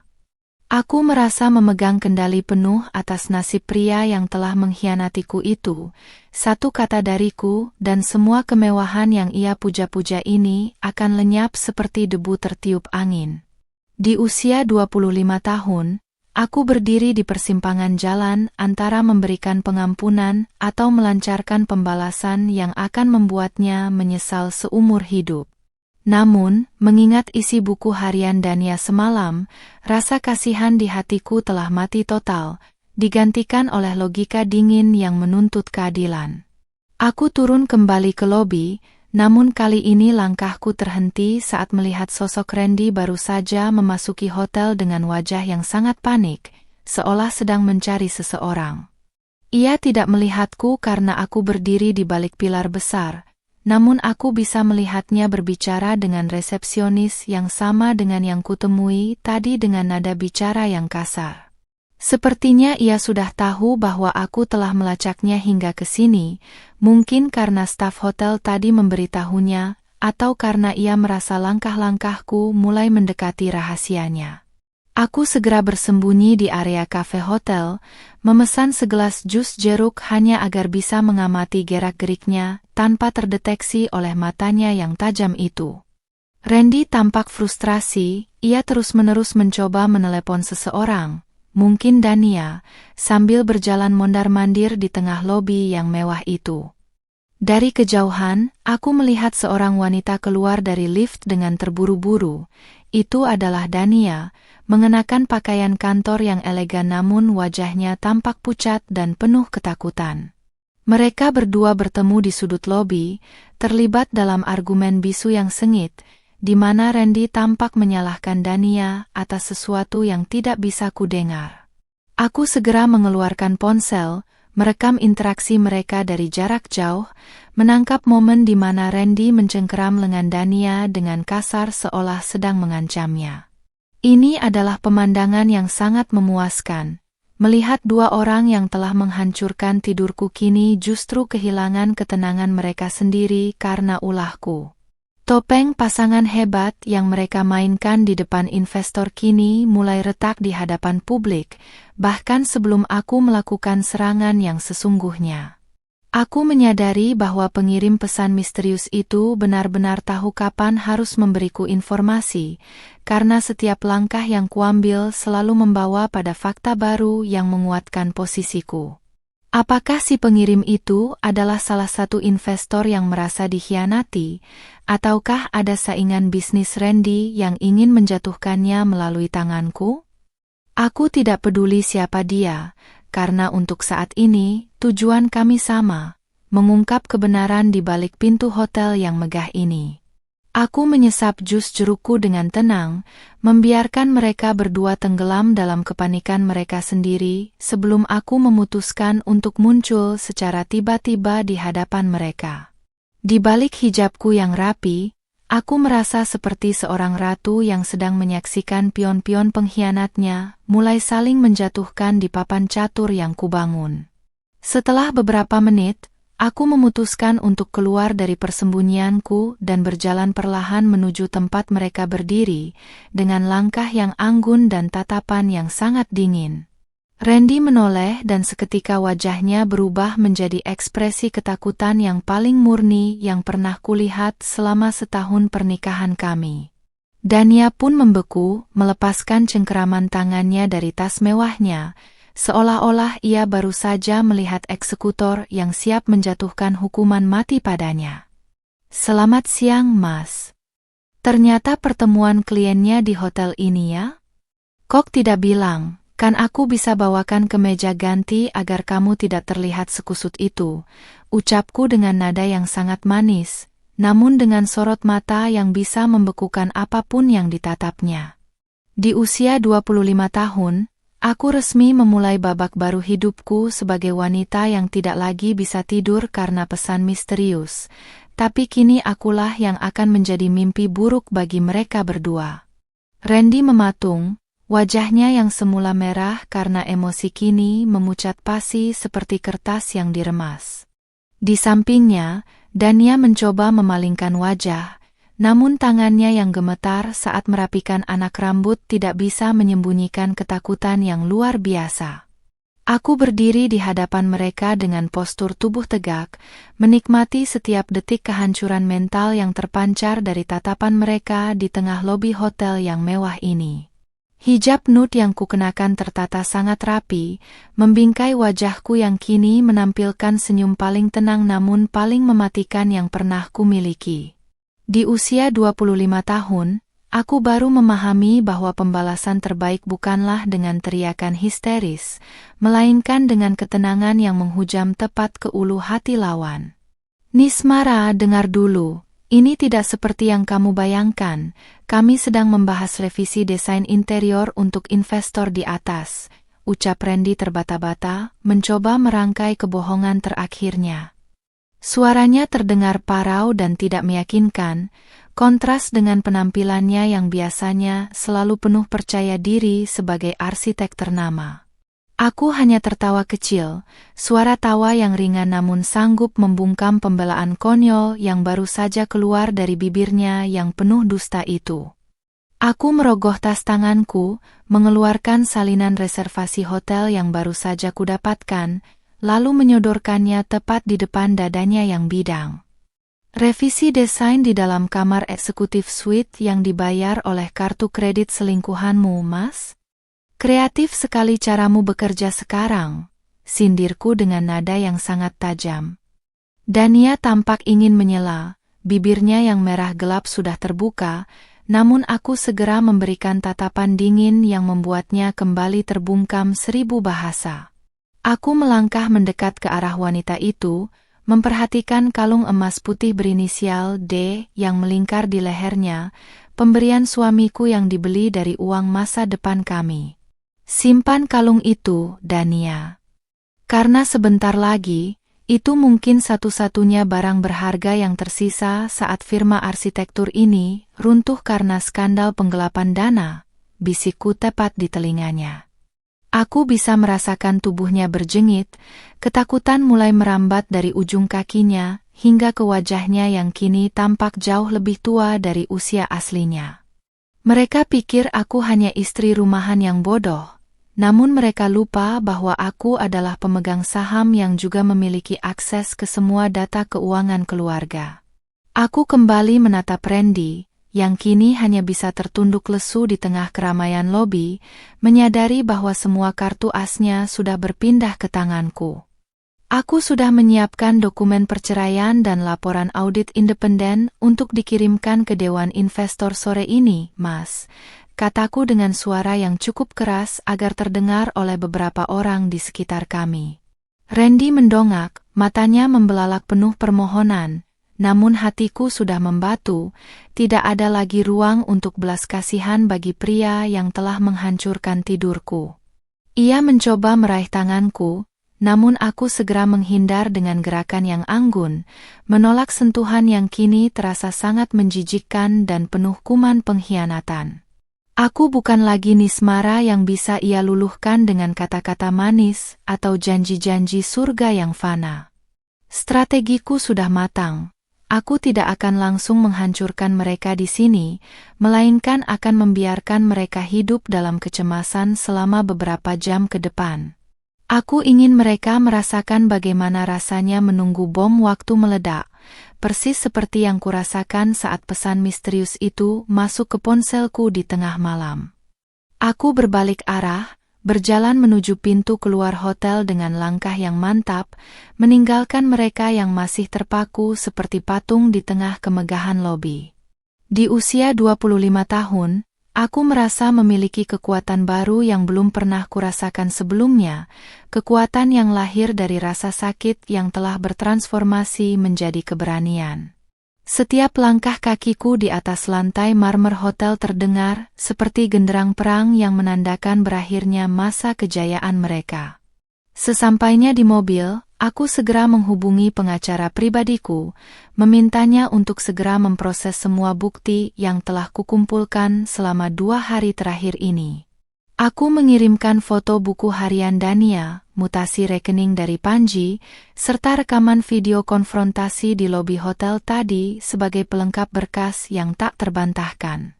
Pengacaraku terdengar terkejut namun sangat mendukung, meyakinkanku bahwa posisi hukumku sangat kuat untuk memenangkan hak asuh aset dan tuntutan ganti rugi.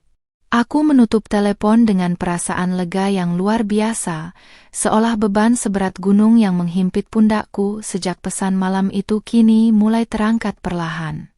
Dunia harus tahu bahwa di balik hijab dan kesantunanku, ada kecerdasan yang tidak bisa diremehkan oleh siapapun, termasuk suamiku sendiri. Aku melajukan mobil menuju kantor pusat firma arsitektur milik Randy, ingin memberikan kejutan terakhir bagi para karyawan yang selama ini mengagumi sosok suamiku sebagai pria idaman. Aku masuk ke gedung perkantoran itu dengan senyum paling ramah, menyapa resepsionis yang sudah sangat mengenalku, dan langsung menuju ruang rapat utama di lantai paling atas. Di sana, kebetulan sedang ada pertemuan kecil antara beberapa manajer proyek yang sedang membahas kelanjutan proyek besar yang melibatkan Dania. Aku masuk tanpa mengetuk pintu, membuat semua mata tertuju padaku dengan ekspresi bingung sekaligus hormat karena statusku sebagai istri sang pemilik firma. Maaf mengganggu, saya hanya ingin mengantarkan beberapa dokumen penting yang tertinggal dari meja kerja Pak Randy, ucapku sambil meletakkan beberapa salinan foto pengkhianatan itu di tengah meja rapat. Keheningan yang sangat canggung menyelimuti ruangan itu saat para manajer mulai melihat satu persatu foto yang sengaja kucecerkan di hadapan mereka semua. Bisik-bisik mulai terdengar, wajah-wajah yang tadinya serius berubah menjadi penuh keterkejutan dan rasa tidak percaya melihat sisi lain dari atasan mereka yang selama ini terlihat sempurna. Aku hanya berdiri diam di sana, menikmati momen di mana reputasi yang dibangun Randy selama bertahun-tahun runtuhannya dalam hitungan detik di depan anak buahnya sendiri. Silakan dilanjutkan rapatnya, saya harap detail kerjasama antara Pak Randy dan Bu Dania bisa menginspirasi kalian semua, tutupku dengan nada sarkastik sebelum melangkah keluar dengan tenang. Ini adalah bagian dari rencana pembalasanku yang manis, menghancurkan harga dirinya di tempat yang paling ia banggakan. Saat aku berjalan menuju lift, ponselku bergetar hebat karena puluhan panggilan masuk dari Randy yang kini pasti sudah berada dalam kondisi puncak kepanikannya.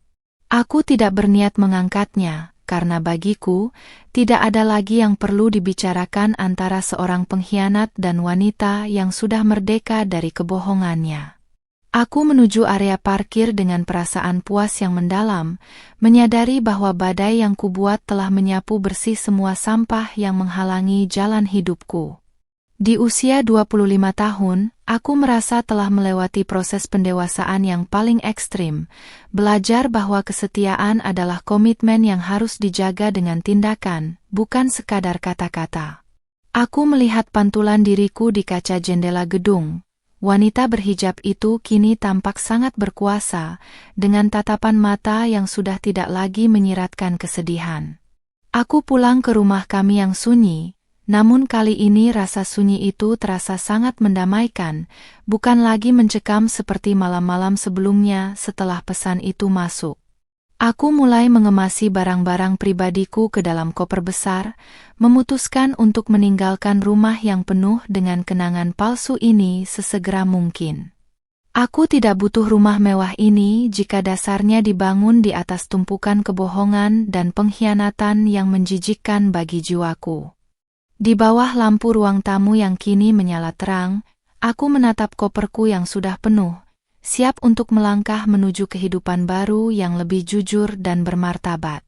Besok fajar akan menyingsing, dan aku akan menyambutnya sebagai Nismara yang baru, wanita yang tidak akan pernah lagi membiarkan pesan tengah malam manapun mencuri ketenangannya. Malam terakhir di rumah ini terasa sangat berbeda, tidak ada lagi kecemasan yang menghimpit dada, hanya ada keheningan yang memerdekakan. Aku duduk di sofa ruang tamu yang luas, menatap koper-koper besar yang sudah berjajar rapi di dekat pintu, siap untuk mengiringi langkahku menuju lembaran baru. Jam dinding berdetak pelan, namun kali ini suaranya tidak lagi terdengar seperti hitungan mundur menuju kehancuran, melainkan melodi keberanian yang kukumpulkan dari reruntuhan harga diriku. Di usia 25 tahun, aku menyadari bahwa meninggalkan kemewahan yang dibangun di atas kebohongan jauh lebih terhormat daripada bertahan dalam istana yang penuh dengan duri pengkhianatan. Hijab pashmina yang kukenakan masih terpasang rapi, menjadi saksi bisu transformasiku dari seorang istri yang naif menjadi wanita yang berdaulat atas hidupnya sendiri. Tepat pukul 00, ponselku bergetar sekali lagi, namun kali ini bukan dari nomor asing yang mengirimkan teror, melainkan pesan singkat dari pengacaraku yang mengabarkan bahwa gugatan cerai dan laporan audit telah resmi masuk ke sistem. Aku menghela napas panjang, merasakan beban berat yang selama ini menyesakkan paru-paruku menguap perlahan ke udara malam Bandung yang dingin. Aku teringat pesan misterius pertama yang masuk beberapa malam lalu, pesan yang awalnya menghancurkan tidurku, namun ternyata adalah alarm yang membangunkanku dari mimpi buruk yang berkepanjangan. Siapapun pengirimnya, ia telah memberiku kesempatan kedua untuk menyelamatkan diri sebelum aku tenggelam terlalu dalam skenario jahat Randy dan Dania. Kini, di tengah kegelapan malam, aku justru merasakan cahaya yang mulai benderang di dalam jiwaku. Suara mobil berhenti di depan pagar, disusul suara langkah kaki yang terburu-buru dan kunci yang diputar dengan kasar di lubang pintu depan. Randy masuk dengan penampilan yang sangat hancur. Kemeja mahalnya kusut, rambutnya berantakan, dan matanya merah menyiratkan kemarahan sekaligus keputusasaan yang mendalam. Ia terhenti tepat di depan koper-koperku, menatapku dengan tatapan yang sulit didefinisikan, antara ingin memaki atau memohon ampunan padaku yang sudah duduk tenang menantangnya. Nismara, kamu benar-benar keterlaluan. Kamu menghancurkan firma, kamu menghancurkan namaku di depan investor. Teriaknya dengan suara parau yang mengguncang keheningan ruang tamu. Aku tidak bergeming sedikit pun, tetap menatapnya dengan pandangan dingin yang membuat teriakannya perlahan meredup menjadi gumaman yang tidak jelas. Bukan aku yang menghancurkanmu, Mas. Kamu sendiri yang membakar rumah ini sejak kamu membiarkan wanita itu masuk ke dalam hidup dan keuangan kita, jawabku dengan nada suara yang sangat datar dan terkendali. Aku berdiri perlahan, membenahi gamis katunku yang tetap terlihat anggun meski di situasi yang penuh ketegangan ini, menunjukkan bahwa aku masih memiliki kontrol penuh atas emosiku. Randy mencoba mendekat, wajahnya kini berubah memelas. Ia berlutut di hadapanku dan mencoba meraih ujung gamisku seolah-olah itu adalah satu-satunya pelampung di tengah badai yang ia ciptakan. Ia mulai meracau tentang hilaf, tentang tekanan pekerjaan, dan tentang janji untuk memperbaiki segalanya jika aku mencabut laporan audit itu sekarang juga. Kebohongan yang keluar dari mulutnya kini terdengar sangat usang dan membosankan di telingaku yang sudah mendengar kebenaran. Aku menarik kain gamisku dari genggamannya dengan gerakan yang tegas namun tetap lembut, menolak untuk disentuh oleh tangan yang telah digunakan untuk mengkhianatiku. Simpan air matamu untuk di pengadilan nanti, Mas. Karena setelah audit itu selesai, kamu tidak hanya akan kehilanganku, tapi juga akan kehilangan semua kemewahan yang kamu curi dari keringat orang lain, bisikku tepat di hadapannya. Aku bisa melihat kehancuran yang total di matanya. Ia menyadari bahwa Nismara yang penurut dan bisa dimanipulasi telah mati bersama pesan tengah malam itu. Kini yang berdiri di depannya adalah seorang wanita yang telah menemukan kembali kecerdasan dan kekuatan yang selama ini ia tekan demi menjadi istri yang sempurna. Tidak ada lagi ruang untuk negosiasi, karena pengkhianatannya sudah menembus batas yang paling suci dalam pernikahan kami. Aku meraih tas tanganku dan menarik gagang koper besarku, bersiap untuk keluar dari rumah ini tanpa membawa satupun kenangan pahit yang tersisa di dinding-dindingnya. Randy hanya bisa terdiam membeku di lantai marmer yang dingin, menatap punggungku yang menjauh dengan rasa kalah yang tak terbantahkan. Aku tidak menoleh lagi, tidak ingin memberikan satu detik pun sisa hidupku untuk meratapi pria yang tidak pernah menghargai doa-doa tulusku setiap malam. Langkah kakiku terdengar mantap di teras rumah, dan udara pagi yang mulai menyelinap terasa begitu segar, memenuhi rongga dadaku yang kini lapang.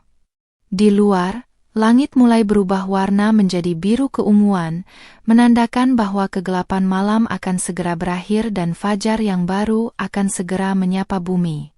Aku memasukkan koper terakhir ke dalam bagasi mobilku, lalu duduk di kursi kemudi sambil menatap rumah mewah itu untuk terakhir kalinya melalui spion tengah. Rumah itu kini tampak seperti bangunan kosong tanpa jiwa. Sebuah monumen bagi keserakahan dan pengkhianatan yang akhirnya runtuh karena satu pesan misterius.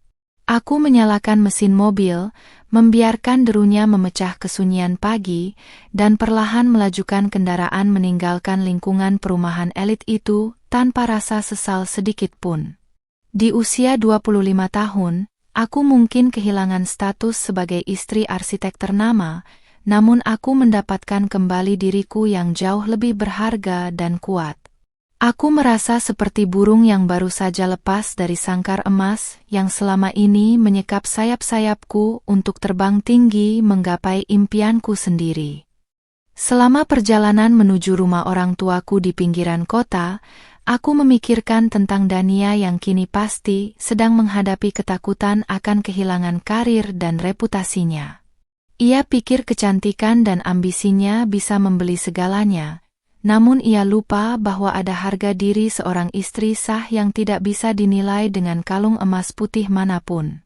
Mereka berdua akan segera menyadari bahwa pengkhianatan adalah investasi dengan bunga yang sangat menyakitkan saat jatuh tempo penagihannya tiba. Aku tersenyum tipis saat melihat matahari mulai mengintip dari balik perbukitan Bandung, menyinari jalanan dengan cahaya keemasan yang hangat dan penuh harapan. Fajar ini adalah milikku, sebuah awal dari kehidupan di mana aku tidak perlu lagi takut pada notifikasi ponsel di tengah malam. Aku memarkirkan mobil di depan rumah sederhana milik ibuku, tempat di mana kejujuran dan kasih sayang selalu menjadi fondasi utama dalam setiap napas kehidupan kami. Ibuku sudah berdiri di depan pintu dengan wajah yang penuh kekhawatiran namun tetap memberikan pelukan paling hangat saat aku turun dari mobil dengan senyum tulus. Di pelukannya, aku merasa benar-benar pulang. Kembali ke tempat di mana aku tidak perlu memakai topeng kecantikan atau menjaga body goals hanya untuk mendapatkan pengakuan. Aku menceritakan semuanya dengan tenang, dan dukungan darinya membuatku semakin yakin bahwa keputusan untuk melepaskan pengkhianat adalah keputusan paling bijaksana yang pernah kuambil. Aku adalah Nismara, wanita yang berani memilih jalan terjal menuju kebenaran daripada jalan mulus yang penuh dengan duri kebohongan. Kini, saat aku duduk di teras rumah ibu sambil menyesap teh hangat di bawah sinar matahari pagi, aku membuka ponselku untuk terakhir kalinya untuk mematikan nomor lama yang penuh kenangan pahit itu. Sebelum benar-benar mematikannya, sebuah pesan terakhir masuk dari nomor asing yang sama, namun kali ini isinya berbeda. Selamat pagi, Nismara. Selamat menikmati kebebasanmu. Kamu adalah pemenang sejati. Aku tertegun sejenak, lalu tersenyum sambil menatap langit biru yang cerah tanpa awan sedikit pun di atas sana. Siapapun dia, aku berterima kasih karena pesan di tengah malam itu telah menuntunku menuju fajar yang paling indah dalam hidupku. Aku menutup ponsel itu, menarik napas dalam-dalam, dan melangkah masuk ke dalam rumah dengan hati yang sudah benar-benar sembuh dan siap untuk memulai segalanya dari nol dengan penuh rasa syukur.